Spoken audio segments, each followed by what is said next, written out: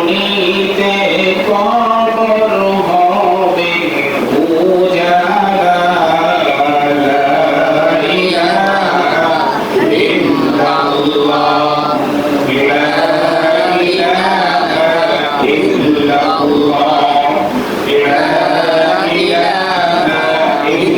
ইল্লাল্লাহ, লা ইলাহা ইল্লাল্লাহ, লা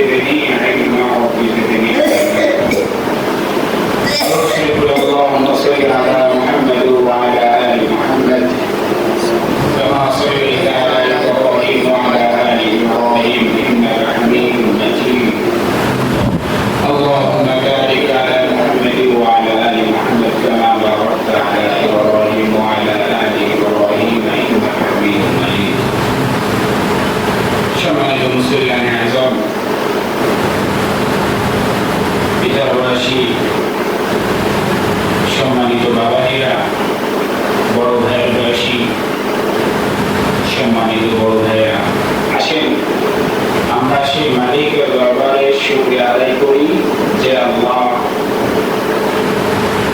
আমাদেরকে তার মনোনীত স্থানে আসার তৌফিক দান করেছেন। খুবই গুরুত্বপূর্ণ একটা দিনে, খুবই ফজিলতপূর্ণ একটা দিনে যে আল্লাহ তার পছন্দনীয় স্থানে আসার তৌফিক দান করলেন। এই জন্য সেই মালিকের দরবারে আমাদের অন্তরের অন্তরস্থল থেকে শুকরিয়া আদায় করে বলছি আলহামদুলিল্লাহ। প্রিয় উপস্থিতি, যে আল্লাহ পাকের বান্দা অথবা বান্দি যদি আল্লাহ তাআলার নিয়ামত পেয়ে শুকরগুজারি করে, আল্লাহ তাআলার নিয়ামতের শুকরিয়া আদায় করে, তাহলে আল্লাহ পাক রব্বে কারীম তিনি তার নিয়ামতকে আরো বাড়িয়ে দেন। সুবহানাল্লাহ। প্রিয় বন্ধু, আর আমি যদি আল্লাহ তাআলার নিয়ামত পেয়ে আল্লাহ তাআলার নাশুকরিয়া করি, শুকরিয়া আদায় না করি, কৃতজ্ঞতা প্রকাশ না করি, তাহলে তো আল্লাহ তাআলা নিয়ামত কমায় নেবে। বলেন নাউযুবিল্লাহ।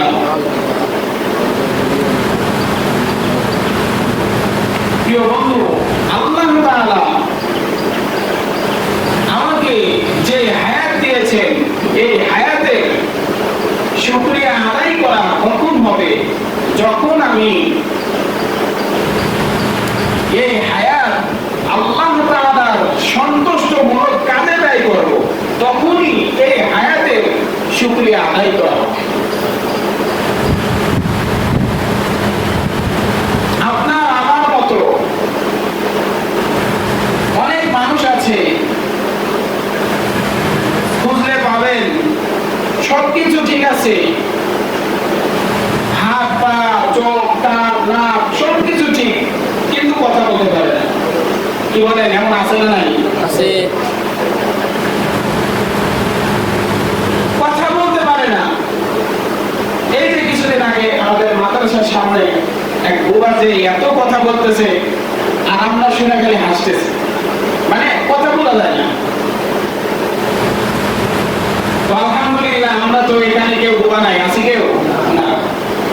আল্লাহ তাআলা যে নিয়ামত আমাকে দিয়েছে কথা বলার শক্তি, এই কথা বলা আমাকে ভালো কথা বলতে হবে, এই মুখ দ্বারা আল্লাহ তাআলার শুকরিয়া আদায় করতে হবে, জিকির করতে হবে, লা ইলাহা ইল্লাল্লাহ, লা ইলাহা ইল্লাল্লাহ। এই মুখ দ্বারা কষ্টিন কালেও কোন মুসলমান ভাইয়ের, কোন পাড়া প্রতিবেশী ভাইয়ের, আপন ভাইয়ের, আত্মীয় স্বজনের গীবত করা যাবে না। এই মুখ দ্বারা